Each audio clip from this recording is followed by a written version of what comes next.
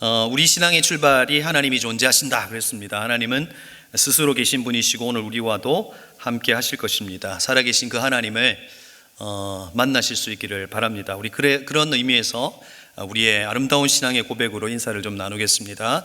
하나님은 살아계십니다. 인사를 나눌까요?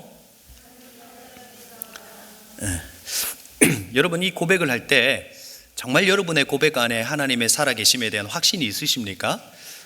그냥 목사님이 요청하는 것에 반응하는 것이 아니라 그분은 우리가 난 안 계신 것 같아요 이렇게 느낄지 모르지만 그분은 계시다는 것입니다. 그분이 존재하신다 하는 것이 우리의 신앙의 출발이라 그랬다가 아니라 그런 겁니다. 그래서 여러분, 날마다 하나님의 살아계심을 고백하시고 또 확인하시고 그렇게 사시는 저와 여러분이 되기를 주님의 이름으로 축복합니다. 오늘 말씀은 주보와 좀 다릅니다. 2학기를 시작하면서 설교를 계획했습니다. 2학기에는 복음에 대한 메시지로 신앙의 기초를 좀 다지는 시간이면 좋겠다 이런 생각을 했습니다. 지난번 설교를 통해서 목장에 대해서 여러분 나누었고, 이번 주에는 목자에 대한 이야기를 좀 하려고 했습니다. 에베소서 4장에 있는 오중사역과 그리고 목자, 그리고 우리의 목표는 바로 제자, 그 목자다 하는 맥락에서 여러분에게 나누려고 했습니다. 그런데 아주 수요일 날 이제 설교를 올려놓고 한 주간 사실 제 마음에 숙제처럼 남아있는 것이 있었습니다. 이 땅에 기독교인으로 살아간다는 것이 너무 힘들다라고 하는 그 청년의 고백이 마치 제 마음의 숙제처럼 남아있었습니다. 그러면서 하나님께 계속 제 마음에 질문하시는 것 같았습니다. 넌 그러면 내가 소망이니? 이렇게 묻는 것 같았습니다. 내가 소망이라고 당당하게 말할 수 있니? 그 청년이 이 땅에 기독교인으로 살아가는 것이 너무나 힘들고 어려워서 하는 그 고백, 그런데 너는 정말 예수 그리스도가 소망이냐? 이렇게 묻는 것 같았습니다. 머리는 네 라고 대답하고 있는데 가슴은 그렇지 않다 하는 것을 느끼게 되었습니다. 그런데 여러분, 성경을 보니 오늘 이 미가라고 하는 사람이 동일한 고민 가운데 있는 것을 알 수 있었습니다. 그래서 오늘 이 미가를 통해서 하나님께서 정말 비슷한 시기를 살아가고 있는 저와 여러분에게 어떤 꿈을 가지고 계신지, 또 어떤 도전을 하고 계신지 함께 좀 살펴보려고 합니다. 오늘 이 말씀을 통해서 여러분 안에 소망이 생기고 이 땅 가운데 그리스도인으로 살아간다는 것, 그것에 대한 여러분의 확신과 당당함이 생길 수 있기를 주님의 이름으로 축복합니다. 그렇게 저에게 그 고민을 털어놓았던 그 형제는 오늘 오지 않았습니다. 제가 왔는지 한번 살펴봤는데 그래서 가슴이 아파요. 그렇죠? 네, 다시 설교를 바꿀까 생각하다가 너무 시간이 짧은 관계로 진행하겠습니다. 여러분, 오늘 설교의 제목이 남은 자입니다. 여러분, 무슨 의미로 하나님께서는 성경 곳곳에 남은 자라고 하는 말을 하고 계십니다. 성경 전체를 통해서 볼 때는 이런 겁니다. 하나님께서는 남은 자를 통해서 역사하시더라는 겁니다. 대홍수 가운데 살아남은 바로 남은 자, 노아의 가족을 통해서 하나님의 역사를 이어가셨고요. 그리고 바로로부터 있었던 그 대학살에 살아남은 모세와 그 민족들을 통해서 하나님의 역사를 이어가셨어요. 출애굽 광야에서 살아남은, 여러분 1세대는 다 죽어버렸잖아요. 심지어 모세도요, 가나안으로 못 들어갔잖아요. 살아남은 바로 남은 자인 여호수아와 갈렙을 통해서, 그리고 바알에게 무릎을 꿇지 않았던 7,000명의 그 남은 자를 통해서 하나님은 역사하시더라 하는 것이죠. 그러니까 성경 전체에서 말하고자 하는 남은 자는 바로 이런 거다 이렇게 말할 수 있는 거죠. 그러면 여러분, 남은 자로 저와 여러분이 남은 자인데 살아간다는 건 뭘까요? 이 땅 가운데 남은 자, 요걸 지금 우리가 쓰는 용어 쉽게 이야기하면 그런 거죠. 이 땅에서 저와 여러분은 뭐죠? 희귀종 아니에요, 그렇죠? 특별히 우리 청년들은 100명에 2명이잖아요. 100명 중에 2명, 이 그리스도인들이잖아요. 몰랐습니까? 여러분, 학교 가면요, 한 반에 예수 믿는 사람 1명 있을까 말까 한다고요. 그 희귀종들이라고요. 남은 자들이라고요. 그러면 이 남은 자들이 어떻게 살아가야 하느냐는 것이죠. 하나님의 마음에 합한 사람 14만 4천 명이 채워지기를 기다리면서 살아가야 될까요? 14만 4천 명. 여러분, 시천지가 14만 4천 명 채운다 그랬잖아요. 그런데 실제 여러분, 코로나 때문에 터졌잖아요. 제가 상담하시는 분하고 통화를 했어요. 좀 어떻게 좀 되는지 물었어요. 그런데 여러분, 신천지인들 가운데 좋아하는 분들이 있대요. 그 일 때문에 탈락한 사람들이 있는 거예요. 그 자기가 14만 4천 명 안에 들어가기가 뭐한 거예요? 이제 확률적으로 높아졌다는 거예요. 그래서 좋아하는 분들이 있다는 거예요. 마치 14만 4천 명이 채워지기를 기다리고 살아가는 것이 남은 자의 삶일까요? 아니면 10월 28일 마지막 때라고 하면서 그 때를 기다리면서 살아가는 것이 남은 자의 삶일까요? 아니면 노스트라다무스가 예언한 것처럼 춤추는 자의 말의 숫자의 원이 9개가 될 때 고요한 아침으로부터 종말이 올 것이다. 여러분, 이 예언한 거 아세요? 2012년에 어떤 일이 벌어졌어요? 춤추는 말의 숫자 원이 9개가 됐죠? 춤추는 말이 누구였습니까? 싸이, 강남스타일. 그 다음에 숫자 9개는 실제 이렇게 해석하는 사람도 있었다니까요. 유튜브 조회수 뒤에 0이 1억 뷰였나요? 10억 뷰였나요? 그 9개 이렇게. 뻥이 아니고요, 실제 이렇게 해서 기다리는 사람들이 있었다니까요. 그러면서 그 때를 기다리는 이들일까요? 마지막 때의 종점을 기다리며 마냥 하늘을 쳐다보면서 살아가는 이들이 남은 자의 모습일까 하는 것을 여러분에게 묻는 겁니다. 여러분, 우리는 모두가 죽는다는 것 외에 모든 것이 불확실합니다. 불확실한 내일을 살아가는 인간이 확실한 무언가를 붙들고자 하는 마음이 분명히 있습니다. 여러분, 저도 코로나 이 시기를 보내면서 막 계획을 합니다. 막 플랜을 짜고 어떻게 하겠다라고 했는데 생각대로 안 돼요. 그래서 너무 아쉬워요. 오늘 같은 날 여러분들이 함께 오셔서 목장으로도 모이고 그렇게 시작되었으면 좋겠는데 저 그렇게 계획대로 안 되더라고요. 그게 우리의 삶이죠. 그런데 인간은요, 뭔가 확실한 것을 붙들고 싶어 해요. 날짜를 붙들든지 아니면 눈에 보이는 것들을 붙들든지, 어떤 이들은 이상을 붙들기도 하고요, 어떤 사람들은 목표를 붙들기도 합니다. 어떤 사람은 자기의 계획을 붙들기도 하죠. 여러분은 무엇을 붙들고 살아가고 있느냐는 것이죠. 여러분, 지금 무엇을 붙들고 무엇을 믿고 무엇을 바라보고 여러분 살아가고 있느냐는 것이죠. 오늘 미가의 말씀을 통해서 좀 한번 살펴봤으면 좋겠어요. 오늘 우리가 읽었던 말씀은 너무나도 잘 알고 있는 말씀입니다. 여러분, 미가는요, 이사야하고 동시대에 예언한 선지자예요. 그 이름의 뜻이 뭐냐면 누가 여호와 같은가 라고 하는 이름의 뜻을 가지고 있어요. 그 이름의 뜻처럼 미가에게는 하나님은 그 누구와도 비교할 수 없는 분으로 살아가고 있는 미가이죠. 그는 유다의 심판을 예언했고요, 또 특이하게도 북이스라엘에게도 그 예언을 심판했습니다. 근데 여러분, 그 유다가 가지고 있었던 그 종교적 부패와 불의에 대해서 미가는 하나님의 마음으로 책망하면서 그 시간을 보냈죠. 많은 예언들 가운데 오늘 미가를 통해서 하고 있는 오늘 이 미가서 5장의 말씀은 많은 예언서 중에서도 가장 중요한 부분이라고 할 수 있습니다. 여러분, 미가서 5장 2절 말씀입니다. 우리 함께 읽어볼까요? 시작.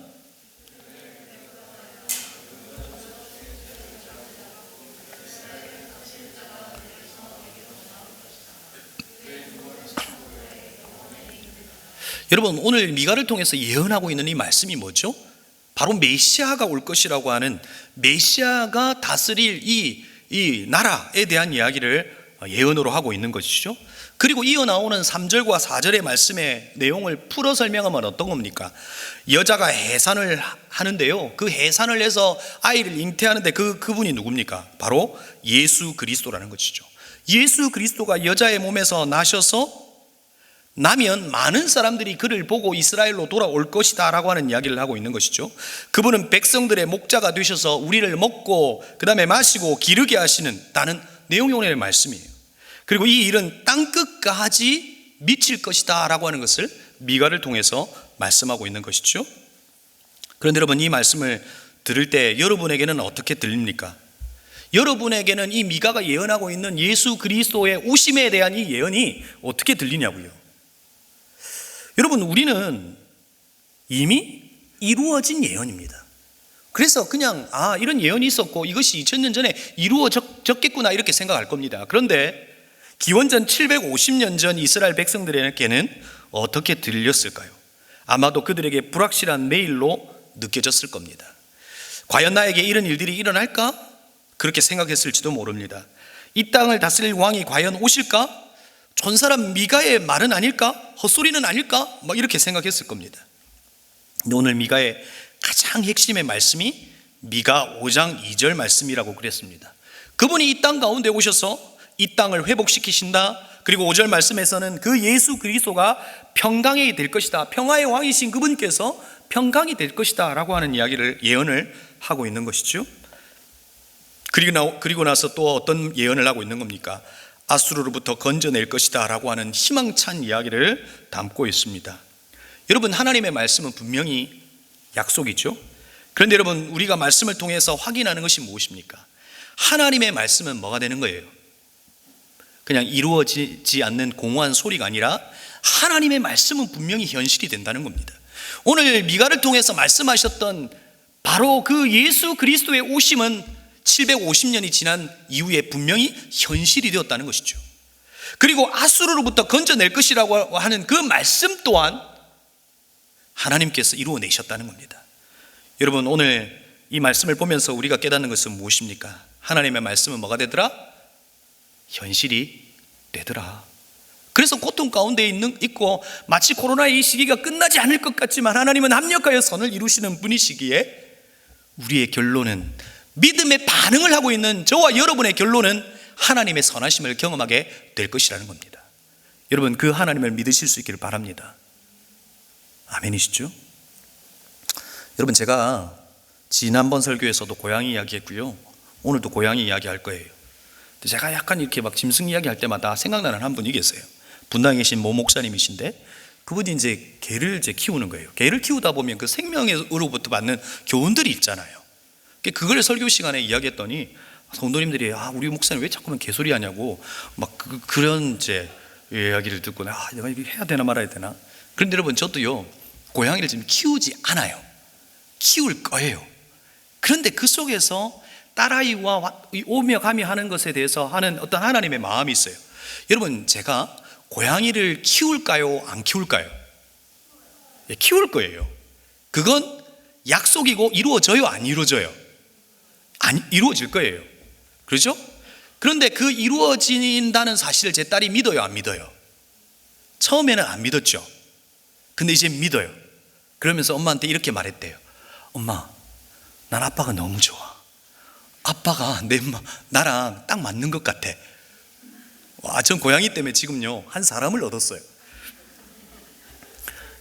그러면서요, 어저께 같이 식사를 하면서 무엇 하기로 했냐면, 우리 엄마가 좀 반대를 하니까 가족들끼리 다 프리젠테이션을 하기로 했어요.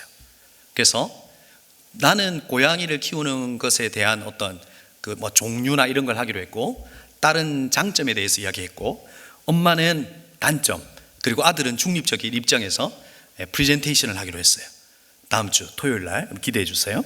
어제 가니까 막 만들고 있더라고요, PPT에다가. 그런데 여러분, 말씀은 이루어져요? 안 이루어져요? 고양이 키울 거예요? 안 키울 거예요? 키운다니까요. 하나님의 약속은 분명히 현실이 된다고요. 그러나 그 과정 속에서 일어나는 수많은 일들 속에서 우리는 마치 일어나지 않을 것처럼 보이는 것 때문에 두렵다고요. 그럼에도 불구하고 여러분, 이 상황 속에서 가장 마음에 확신이 있는 아이가 누구예요? 딸이에요. 그렇게 될 줄로 믿기 때문에 여러분, 오늘 하나님께서 약속의 말씀을 하신다고요. 하나님의 약속의 말씀은 현실이 된다고요. 그러기에 오늘을 살아가는 저와 여러분이 세상에 수없는 말들이 아니라 하나님의 말씀을 기억한다면 흔들리지 않고 요동하지 않고 이 세상 속에서 버티며 살아갈 수 있다고요. 오늘 이것을 말해주는 건 아니지만 오늘 이 말씀 속에서 우리가 깨달을 수 있다는 거예요. 그런데 여러분, 오늘 하나님께서 예수 그리스도에 대한 그분이 오실 거다, 현실이 될 거다 하는 이야기를 하지만 오늘 이 말씀에서 정말 중요한 말씀이 있어요. 그게 바로 오늘 7절과 8절 말씀이에요. 그러니까 하나님께서 저와 여러분을 향하여 남은 자라고 이야기하는데, 남은 자인 저와 여러분을 향한 꿈을 이야기하세요. 여러분, 이 말씀을 읽을 때 막 심장이 뛰어요. 한번 우리 7절과 8절 말씀 함께 읽어볼까요? 같이 한번 읽어볼게요. 7절 읽겠습니다. 시작.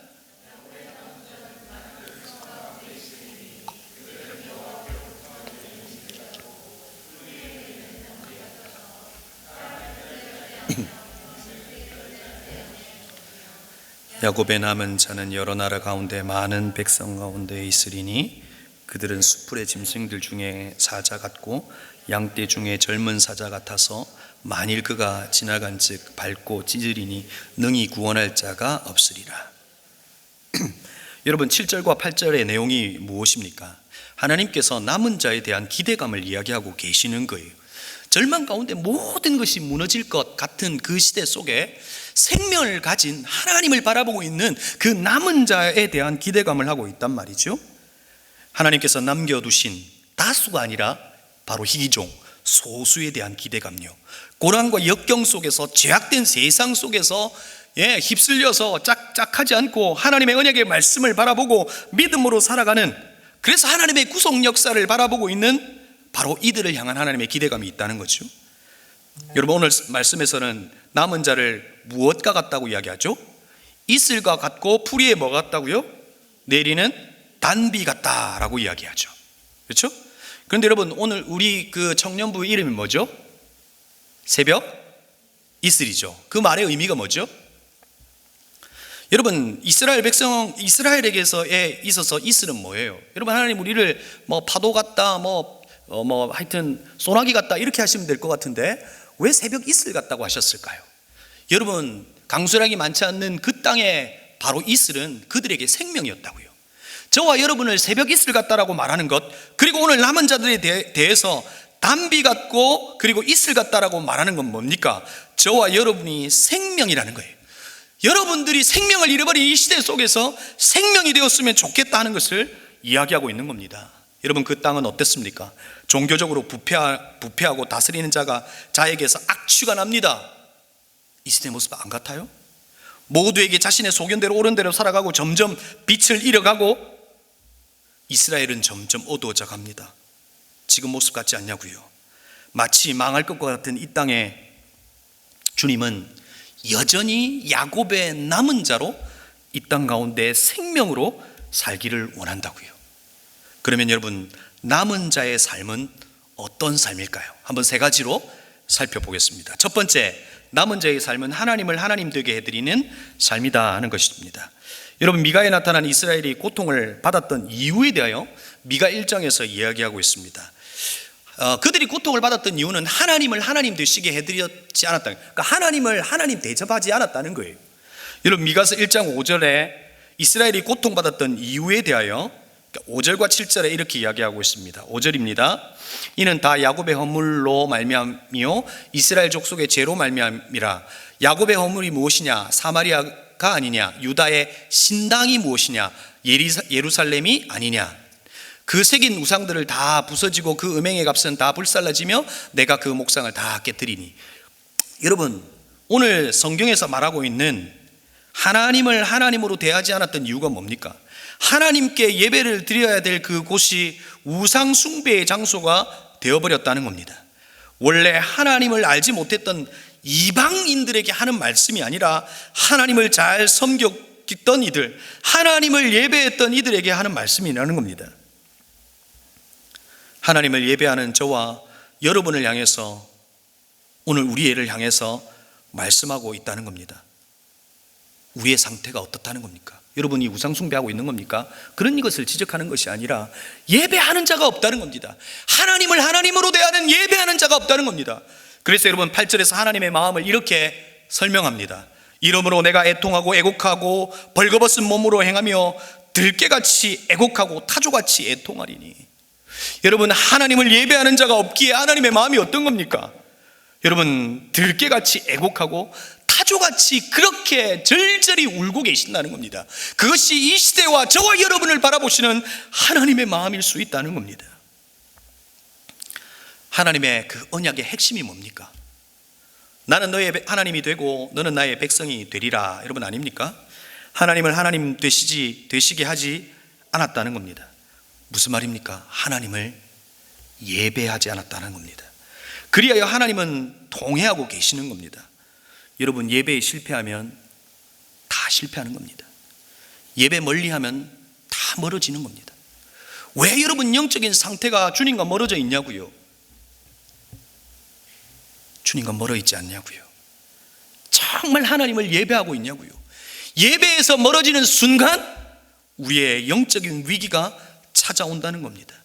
그럴 때 우리를 바라보시는 하나님이 마치 들깨같이 타조같이 애통하며 울고 계신다는 것입니다. 여러분, 예배 가운데 나아오실 수 있기를 바랍니다. 예배를 놓치지 않기를 바랍니다. 온라인으로 드리는 여러분들, 온라인 보다가 핸드폰 보다가 그러지 마시길 바라요. 제대로 갇혀있고 하나님 앞에 신령과 진정으로 예배하시고 살아계신 하나님을 그 예배 가운데 만나셔야 한다는 것입니다. 여러분, 예배 가운데 여러분 무엇 들고 오셨습니까? 예배하러, 뭐 때문에 예배하러 오셨습니까? 누구 만나러 오셨어요? 봉사하러 오셨어요? 여러분, 예배를 통해서 우리가 들고 와야 단 한 가지가 있다면 뭡니까? 우리의 죄를 들고 오는 겁니다. 여러분, 세상의 그 어떤 것과도 다른 것이 무엇입니까? 이 예배 속에서 하나님 앞에 죄를 들고 나올 때 그 죄의 사함의 은총을 누릴 수 있는 겁니다.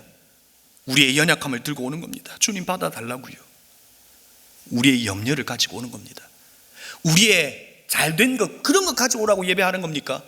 그런 것 주님 앞에 드릴 때에 하나님께서 제3의 은총을 베풀실 것이고 염려 대신 평강을 허락해 주실 것이고 연약함을 하나님의 강함으로 바꾸어 내실 거라는 겁니다. 마지막 때에 예배하는 자가 없다는 겁니다. 마지막 때에 생명이 부어지는 이 예배가 살아있음에도 불구하고 그 예배 속에 들어오는 이가 없더라는 겁니다. 사랑하는 청년 여러분, 사랑하는 성도 여러분, 이 땅에 남은 자로 목숨을 다해 예배하는 저와 여러분이 되기를 주님의 이름으로 축복합니다.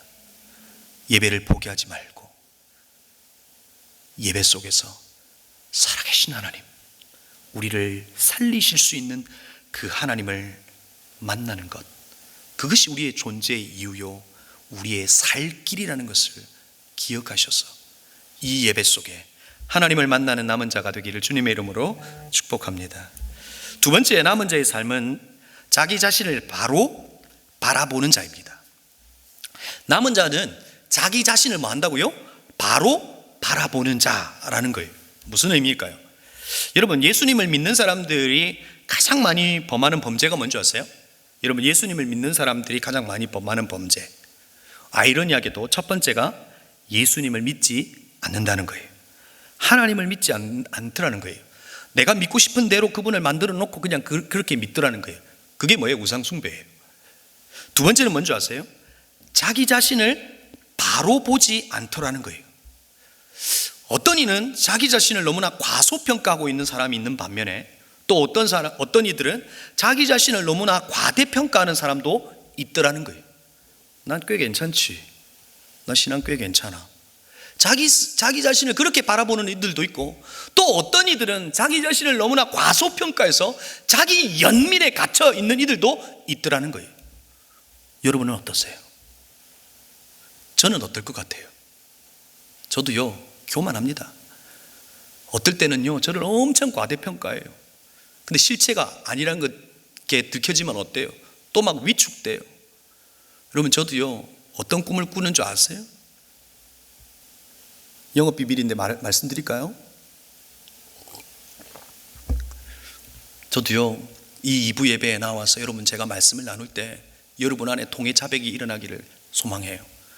정말 목사가 던지는 그 한 말씀에 여러분의 인생이 달라지고 여러분의 삶의 소망을 찾고 회복을 받고 하나님 아버지가 정말 살아계신다, 그런 경험을 하고 돌아갔으면 좋겠다 싶어요. 근데 가끔은 과연 그럴까라고 하는 생각 때문에 위축이 되기도 하고 자기 연민에 빠지기도 한다는 거예요. 그런데 여러분, 남은 자는 자기 자신을 바로 바라보는 자라는 거예요. 과대평가, 과소평가할 이유가 없이 오히려 나의 정체성이 무엇인지를 인식하고 있어야 된다는 거죠. 여러분, 오늘 남은 자의 정체성을 뭐라고 이야기했어요? 이슬 같다 그랬고 그 다음에 풀 위에 단비 같다라고 말했어요. 그러니까 저와 여러분 뭐다? 생명이다, 이런 이야기를 했어요. 한번 옆에 분들하고 한번 이렇게 고백해 볼까요? 네. 네, 당신은 생명입니다. 네. 생명이에요, 생명. 그런데 여러분, 오늘 8절과 9절에서 뭐라고 우리에게 우리의 정체성을 이야기해 주는 거예요. 함께 읽어볼까요? 시작. 야곱의 남은 자는 여러 나라 가운데 많은 백성 가운데 있으리니 그들은 숯불의 짐승들 중에 사자 같고 양떼 중에 젊은 사자 같아서 만일 그가 지나간즉 밟고 찢으리니 능히 구원할 자가 없을 것이다. 구절도 보여주니까 읽을게요. 시작. 내 손에 내 대적들 위에 들려서 내 모든 원수를 진멸하기를 바라노라. 여러분, 하나님께서 부여하신 남은 자에 대한 권한에 대하여 뭐라고 이야기하세요? 숯불의 짐승들 중에 사자 같다라고 이야기해요. 여러분, 양떼를 먹이로 삼으려고 하는 그 건강한 젊은 사자와 같다고 저와 여러분의 정체성을 이야기하고 있는 겁니다. 여러분, 바로 우리는 이런 권세와 바로 이런 힘을 가진 자들이라는 거예요. 대적을 물리칠 엄청난 힘과 권세를 가진 자들이에요. 여러분, 악한 어둠의 권세가 사단이 우리를 넘어뜨리려고 넘어질 수 있는 존재가 아니라는 것을 이야기하고 있는 거예요. 주께서 남은 자로 살아가는 우리에게 바로 이런 권세와 능력을 부여하셨다는 거예요. 그런데 여러분, 이스라엘은 이것을 모른 채 살아갔다는 거예요. 예수님께서도 우리에게 어떤 권세를 가지고 있다고 말씀하셨어요. 누가복음 10장 19절에 보면 내가 너에게 뱀과 전갈을 밟으리니 원수의 모든 능력을 제할 권능을 주었으니 너희를 해칠 자가 결코 없으리라. 저와 여러분의 분명한 정체성을 알고 있으면 이 세상에서 쫄지 않고 살아갈 수 있다는 거예요. 주님과 내 관계만 확실하다면 이 세상 속에서 쫄지 않고 마치 양떼를 바라보고 있는 사자처럼 당당하게 이 땅 가운데 살아갈 수 있는 존재가 저와 여러분이라고 하는 것을 하나님께서 우리의 정체성을 분명히 하고 계시다는 거예요. 자기 연민에 빠져 계세요? 여러분, 자기 연민이 왜 자기 연민이 생기는 줄 아세요? 내가 할 수 있다라고 생각하는 그 무엇에 여지가 조금이라도 남아 있으니까 그런 거예요. 여러분, 내가 할 수 있는 게 있어요? 여러분 스스로를 구원할 수 있냐고요? 없다고요. 우리가 예수 그리스도를 만난 그 순간 우리에게 벌어진 일이 뭡니까? 내게는 그 어떤 것도 할 수 있는 능력이 없다라고 하는 것이 우리 안에 결정되어 버린 거예요. 여전히 내 안에 내가 무언가를 할 수 있다라고 하는 생각 속에서 자기 연민이 있는 거 아니에요? 여러분, 불안한 내일을 살고 계십니까? 기억하십시오. 오늘 하나님께서 우리에게 부여하신 권한이 뭐라고 이야기하는 겁니까? 바로 그 권한이 우리 가운데 있다는 것을 기억하실 수 있기를 바랍니다. 또 예수 그리스도께서는 우리에게 뭐라고 말씀하셨어요? 나의 사랑 안에 거하라. 그리고 이어 말씀하시는 것이 내 기쁨이 너희 안에 있어 너희 기쁨을 충만하게 하려 함이라. 하나님께서 저와 여러분을 구원하시고 우리에게 주고 싶었던 것이 이 세상 속에서 벌벌 떨면서 자기 존재를 인식하지 못하고 때로는 교만한 자기 과대평가와 때로는 자기 연민의 과소평가의 상태에 있기를 원하는 것이 아니라 우리 안에 계신 주님 때문에 오히려 기쁨이 충만한 자로 당당하게 살아가기를 원한다, 주님께서 말씀하시는 거예요. 여러분, 기쁨의 반대말이 성품학교에서는 자기 연민이라고 말하고 있는 거죠. 자기 연민에 빠져 있지 않으십니까? 공중권세 잡은 사탄이 우리를 넘어뜨리려고 할 겁니다. 우리의 구원에 대하여 플러스 알파가 있어야 한다라고 우리를 의심하게 만들 거예요. 구원의 확신에서 사라져버리게 만들어 버릴 겁니다. 좌절하고 예수를 믿지 않게 우리를 만들어 버릴 거예요. 하나님을 하나님 되시게 하지 못하도록 우리를 결박해 버릴 겁니다. 예배를 하지 못하도록 우리의 예배를 방해할 겁니다. 기도하지 못하도록 우리의 입을 막을 겁니다. 그리스도의 몸된 교회는 하나 되지 못하도록 분열하게 만들어 버릴 겁니다. 이 땅에 일어나는 수많은 상황들이 하나님을 바라보지 못하도록 만들어 버릴 거라는 겁니다. 상황이 나를 지적하고 침륜에 빠뜨리게 할 거라는 겁니다. 그런데 여러분, 그때 여러분 좌절하시겠습니까? 아니면 하나님의 약속의 말씀을 믿으며 선포하며 하나님에게로 나아가시겠습니까? 예수 그리스도의 이름으로 명하노니 나의 마음을 흔들어 놓고 우울하게 만들고 예배하지 못하고 기도하지 못하게 하고 교회를 나누는 악한 어둠의 권세야 떠나가라! 좀 이렇게 당당하게 믿음의 고백을 하며 선포하며 주님에게로 나아오시면 안 되겠습니까? 여러분, 제가 여러분에게 무슨 주문을 가르쳐 준 거 아닙니다. 이렇게 주문을 외우면 갑자기 막 어둠이 떠나고 이런 것이 아니라 예수 그리스도를 믿는 분명한 고백 가운데 선포하시라고요. 그분이 우리의 아버지시고 그분이 우리의 하나님이시고 침륜에 빠질 자가 아니고 자기 연민에 빠질 자가 아니라 예수 그리스도가 우리 안에 계신다, 그분이 우리의 하나님이시다라고 하는 분명한 고백 속에서 여러분이 이 세상에 선포하실 수 있기를 바라요. 그럴 때 우리 안에 부여하신 남은 자의 권세가 저와 여러분을 다스리게 될 거라는 것입니다. 내게 능력 주시는 자 안에서 모든 것을 할 수 있다, 그렇죠? 내게 능력 주시는 자, 그 주님으로부터 모든 것을 할 수 있는 바로 그가 남은 자라는 겁니다. 남은 자의 정체성을 분명히 하셔서 이 땅을 살아가는 저와 여러분은 소수이지만, 희귀종들이지만 약자가 되지 않기를 바랍니다. 당당하게 이 땅의 희귀종으로 가슴을 피고 살아갈 수 있기를 바랍니다. 여러분, 왜 그렇게 살아가지 못하는 겁니까? 예수 그리스도가 부끄러운 거 아니시잖아요. 복음에 능력이 없다는 거 여러분 아닌 거 아시잖아요. 바로 그 예수 그리스도가 능력이고 가장 매력적인 분이시고, 우리에게는 바로 그 능력이 있다는 것을 믿고 가슴을 쫙 펴고 당당하게 살아가는 저와 여러분이 되기를 주님의 이름으로 축복합니다. 이제 마지막 세 번째입니다. 세 번째 남은 자는 어떤 사람이죠? 바로 현재를 살아내는 이들입니다. 미가 7장 10절에 보면 내 하나님은, 하나님 여호와가 어디 있느냐 하는 자가 있더라는 거예요. 그러니까 남은 자를 향해서 뭐라고 말하냐면, 야, 하나님이 어디 계시냐 그러는 거예요. 여러분 어디서 많이 듣는 거 아니에요? 여러분에게도 그런 이야기를 하잖아요. 그런데 여러분, 하나님은 어디 계시냐라고 말할 때 논리와 설득으로 여러분 하나님의 계심을 설명할 수 있냐고요? 여러분, 그렇게 설명될 수 있는 건 분명히 아닌 거죠. 그런데 여러분, 어떻게 하나님이 어디 계시냐라고 할 때 우리가 당당하게 말할 수 있느냐는 거예요.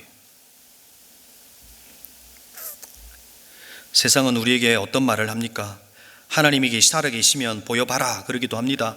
네가 하나님 믿으면 넌 그 모양이냐라고 말하기도 하고요. 하나님이 살아계시다면 너는 왜 그렇게 매일 병들어 살아가냐 그런 이야기도 합니다. 사고치는 놈들은 다 기독교인들이다 이런 이야기도 하고요. 기독교가 아니라 개독교다 이런 이야기를 합니다. 세상이 우리에게 보내는 도전이기도 하고 사실 현실의 모습 같기도 합니다. 그러나 여러분, 공중권세 잡은 사단은 우리에게 그런 말로 우리를 참소하는 것이라는 것이죠.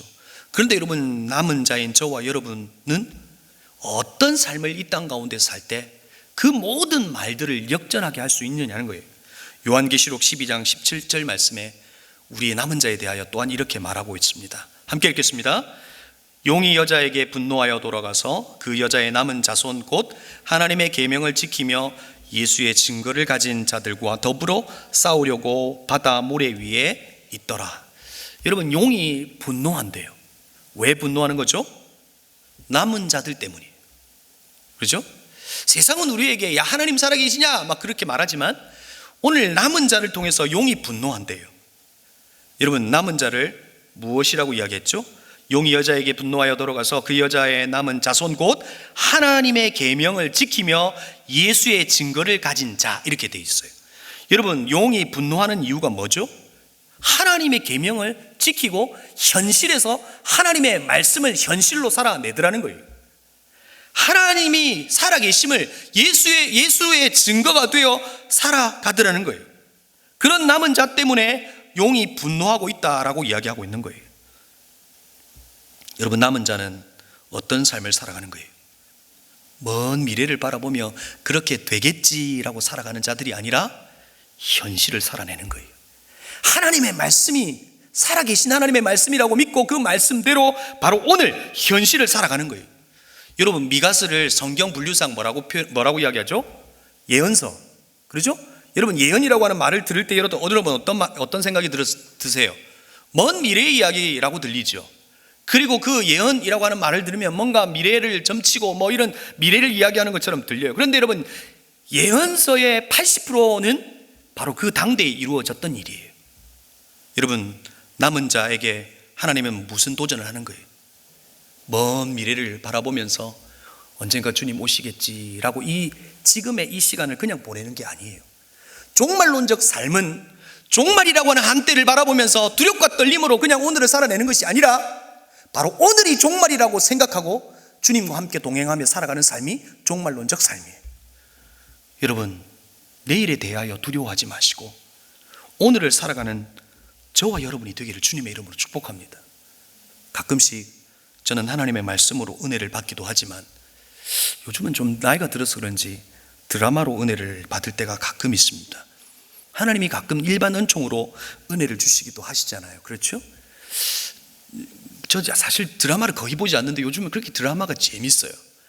요즘 제가 보고 있는 드라마 중에 스타트, 정확하게 말하면 안 되더라고요. 요즘은 유튜브에 걸려요.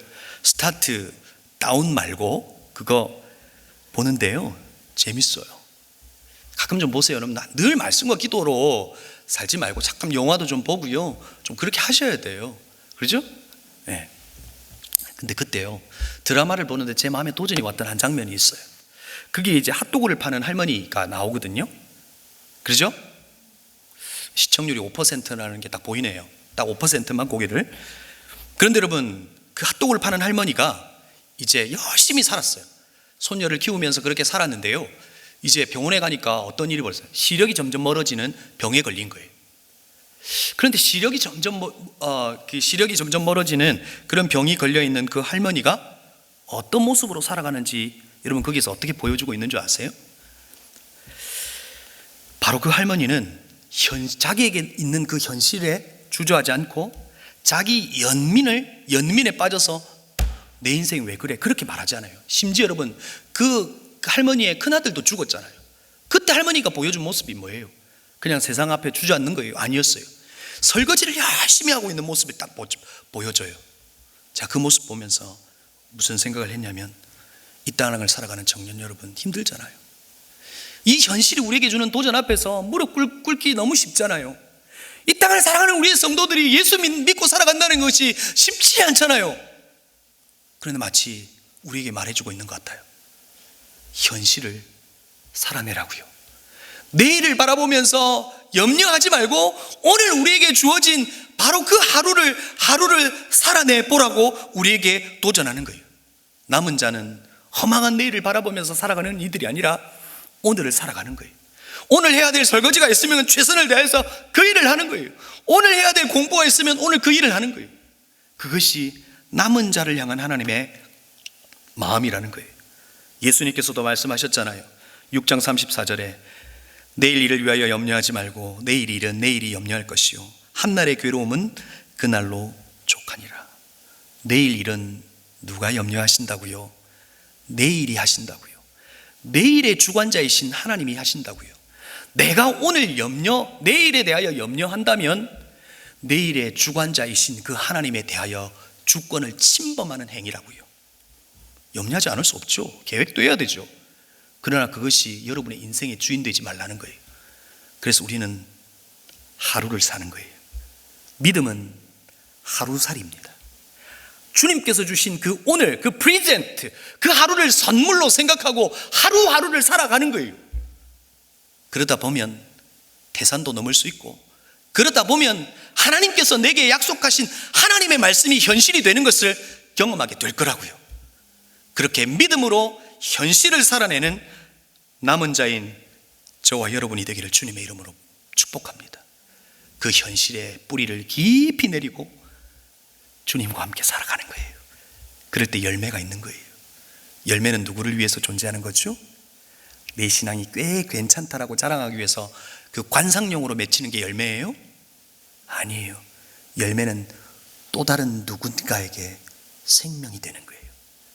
우리가 살아가는 삶이, 현실에 뿌리 내린 그 삶이 열매가 되어서 옆에 있는 여러분의 목원들에게, 가족들에게, 친구에게 열매가 되고 생명이 되는 거예요. 하나님이 어디 계시냐라고 물으면 내 삶의 열매를 가지고 말할 수 있는 거예요. 그게 바로 남은 자인 저와 여러분이라고요. 그러기 위해서 뭐 하지 말라고요? 첫 번째, 하나님을 하나님 되게 해드리라. 예배를 떠나지 말라고요. 두 번째는요, 자기 자신을 바로 바라보라는 거예요. 자기 염려에 빠지지 말고 나는 하나님의 자녀라고 하는 분명한 정체성, 이 땅을 살아가는 남은 자라고 하는 분명한 정체성 속에서 당당하게 이 땅의 회기종으로 살아가시라고요. 세 번째요, 먼 미래를 바라보며 어느 한때의 종말을 바라보며 살아가는 것이 아니라 오늘이 종말이라고 생각하고 하루를 살아가는 그런 남은 자인 저와 여러분이 되기를 주님의 이름으로 축복합니다.